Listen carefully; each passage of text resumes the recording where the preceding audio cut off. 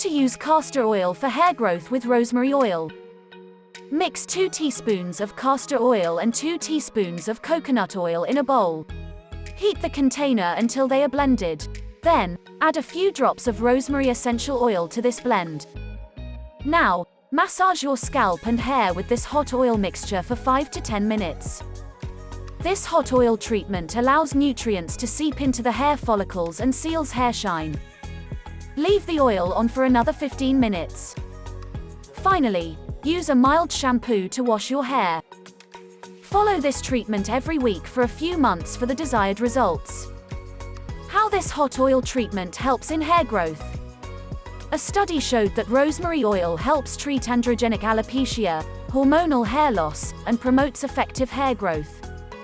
Moreover, rosemary oil contains antioxidant and antimicrobial properties that protect the hair strands from environmental damage and prevent fungal infections.